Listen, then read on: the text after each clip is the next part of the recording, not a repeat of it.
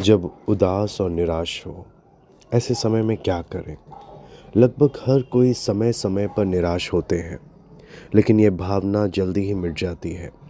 लेकिन अगर ये कुछ हफ्तों तक लगातार बनी रहे और धीरे धीरे गहरी होती जाए, तो डॉक्टर की सलाह ज़रूरी हो जाती है। ये जानना ज़रूरी होता है कि इसकी वजह कहीं शारीरिक तो नहीं। बहुत सारी चीज़ें हमारी मनोदशा को ख़राब करती है। भविष्य की चिंता, किसी रिश्ते का टूटना, आर्थिक परेशानियां, उम्र का बढ़ना, लक्ष्य की कमी, ये सब। वैसे तो गहरी निराशा का सामान्य वजह असफलता की भावना है। इस भावना का कारण जानना ज़रूरी है, क्योंकि बातों को स्पष्ट कर लेने से इसका सकारात्मक प्रभाव पड़ता है। आत्मसम्मान का खोना भी निराशा की एक वजह हो सकती है। एक एहसास की कि किसी को हमारी ज़रूरत नहीं है।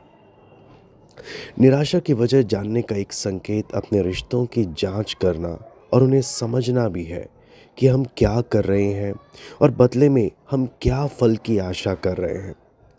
अगर एक निश्चित समय के दौरान हमारा काम और व्यवहार हमें हमारे मन मुताबिक फल नहीं दे पाता, तो हम उदास हो जाते हैं और गहरी निराशा में डूबने लगते हैं।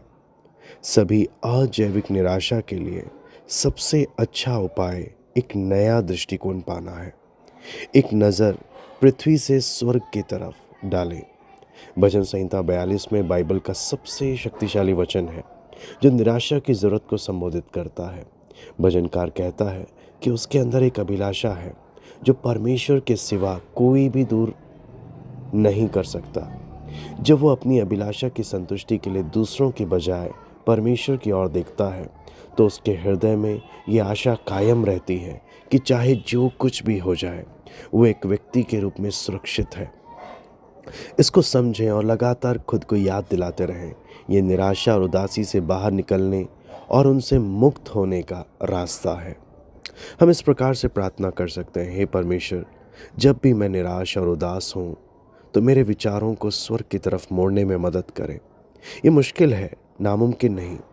मुझे साफ तौर पर यह दिखाएं कि मेरी आंतरिक अभिलाषा को सिर्फ आप ही संतुष्ट कर सकते हैं। मुझे वो आशा दीजिए जो उस भजनकार के पास थी। ये प्रार्थना यीशु के नाम से मैं मांगता हूँ, आमीन।